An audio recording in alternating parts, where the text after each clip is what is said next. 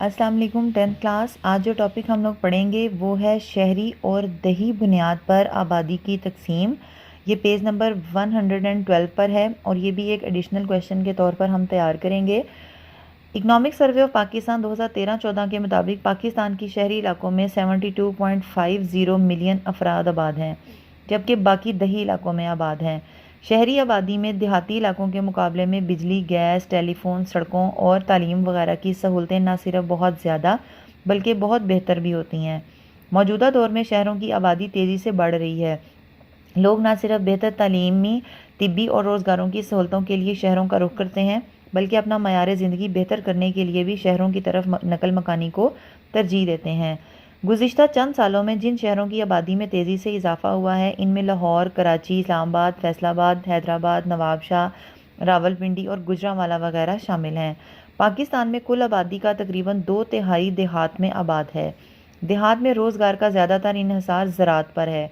देहातों में ज़िंदगी की जदीद सहूलतों जैसे पानी, बिजली, स्कूलों, कॉलेजों, हस्पतालों और तिजारती मराकज़ का फुकदान है, यानी कमी है। दही इलाकों में माशी सरगर्मियाँ और रोज़गार के मौके कम होने की वजह से लोग तेज़ी से शहरों का रुख कर रहे हैं।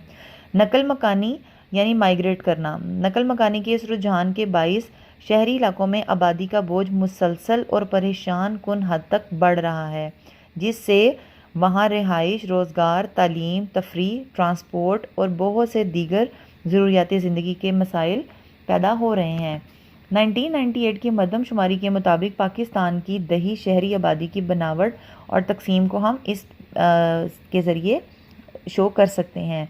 तो ये जो आपके सामने टेबल बना हुआ है स्टूडेंट्स, आप लोग इसको जो है वो अच्छी तरह से तैयार कर सकते हैं और आप लोग कर लीजिएगा कि पाकिस्तान की टोटल आबादी जो है वो 132 पॉइंट, ये जो आपके सामने इसका एक फ़िगर लिखा हुआ है, आप लोगों ने इस फिगर के अकॉर्डिंग जो है वो इसकी तकसीम करनी है कि किस सूबे में कितनी कितनी आबादी जो है वो मौजूद है और कितनी शहरों में मौजूद है, कितनी देहातों में मौजूद है। तो ये आप लोगों ने टेबल को अच्छी तरह से याद कर लेना है। इसके बाद हमने जेंडर वाइज जो है वो पॉपुलेशन की डिस्ट्रीब्यूशन देखनी है कि सिनफी लिहाज से आबादी की तकसीम कितनी है, यानी मर्दों और औरतों की अगर हम लोग तकसीम करें तो उसके हवाले से आबादी की तकसीम किस तरह से की जा सकती है। सिनफी लिहाज से तकसीम से मुराद मर्द और औरत की बुनियाद पर आबादी की तकसीम है। 2013-14 के अदाद-ओ-शुमार के मुताबिक पाकिस्तान में मर्द कुल आबादी का तकरीबन 51.35% हैं, जबकि ख़वातीन की तादाद तकरीबन 48.65% है।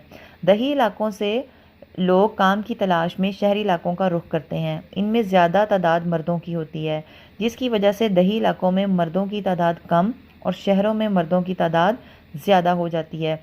यानी शहरों में मर्दों की तादाद का इजाफा इसलिए भी देखने में आता है क्योंकि लोग काम के या रोज़गार के सिलसिले में देहातों को छोड़कर शहरों का रुख किया हुआ है। अदाद-ओ-शुमार ज़ाहिर करते हैं कि पाकिस्तान में मर्दों की शरह पैदाइश औरतों की निस्बत ज़्यादा है। ये अदाद-ओ-शुमार माशी तरक्की और सरगर्मियों में इजाफा के लिए इंतहाई मौजू करार दी जाती है। लेबर फोर्स में मर्द 86.5% और औरतें 13.5% शामिल हैं। ये जो हमने भी ये पढ़ा है कि लेबर फोर्स में जो है वो इनकी जो है वो किस तरह से डिस्ट्रीब्यूशन की हुई है, तो ये भी आप लोगों ने MCQ के लिए तैयार करना है।